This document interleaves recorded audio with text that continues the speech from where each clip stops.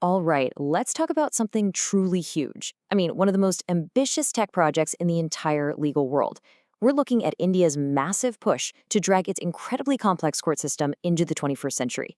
This is really a story about moving from mountains of paper files to pixels, and from crowded, old school courtrooms to virtual hearings.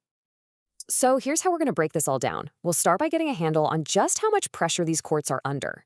Then we'll dive into the government's big digital solution, see what tools are actually being used, and finally look at the real-world impact. And of course, the roadblocks they're still hitting.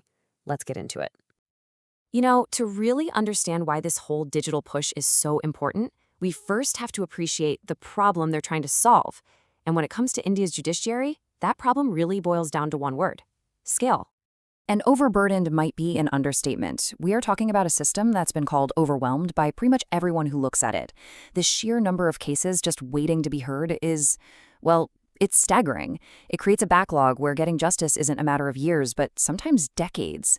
And for millions of people, you have to remember this isn't some abstract number. It's their life on hold, a quest for answers stuck in a kind of procedural quicksand. Yeah, and that procedural quicksand had a very real, very physical cost. For generations, if you needed justice, it meant a tough journey. Taking days off work, spending a lot on travel, and then trying to figure out a paper-based system that often felt like it was designed to be confusing. So, how on earth do you even begin to fix a problem of that magnitude? Well, India's answer was to start a quiet revolution, not by building more courtrooms or hiring more staff, but with technology.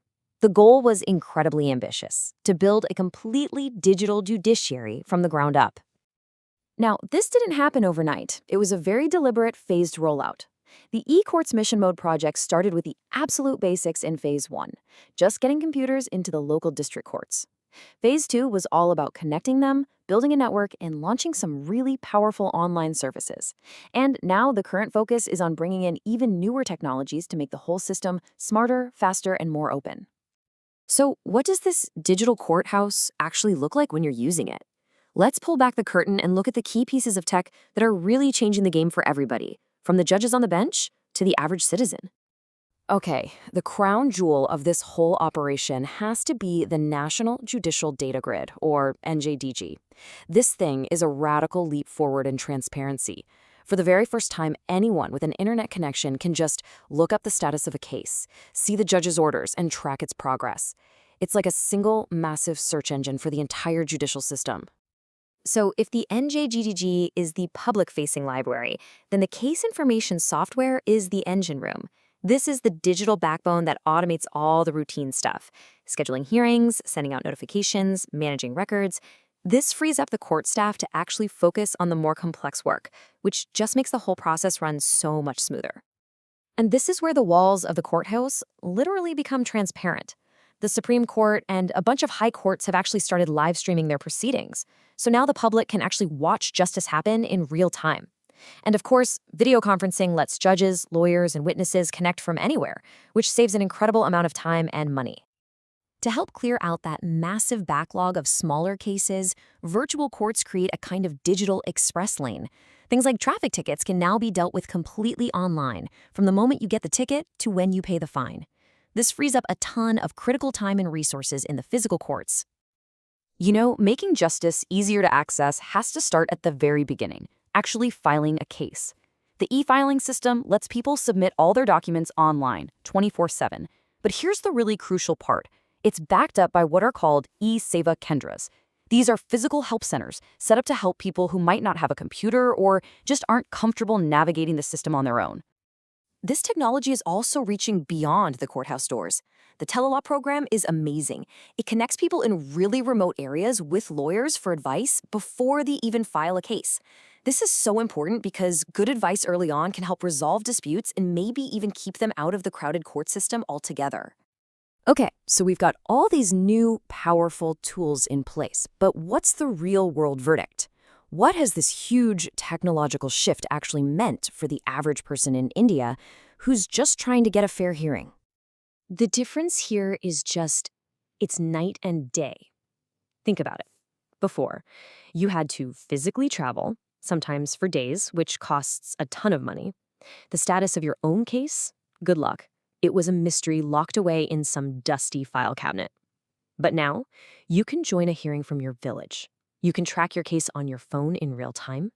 For millions, this isn't just a little more convenient, it's completely life-changing. So when you add it all up, the impact is pretty profound. You've got more transparency, fewer physical barriers, and a way more efficient system. And, critically, some observers point out that these e-courts can feel a lot less intimidating, empowering people who might have been too scared of the old system to finally stand up for their rights. But let's be real here. This whole digital transformation is not some magic bullet. Trying to roll out a project this massive in a country as huge and diverse as India has definitely brought some serious challenges to light.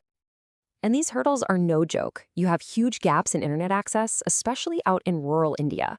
Keeping all this sensitive legal data secure is a massive concern. And even with help centers, the online systems can still feel way too complex for someone who isn't tech-savvy. This project isn't just about writing code. It's about building infrastructure, training people, and a huge ongoing financial investment. And this quote really hits the nail on the head. It gets to the heart of the single biggest challenge. A digital courthouse is fantastic, but it's only useful if you can actually connect to it.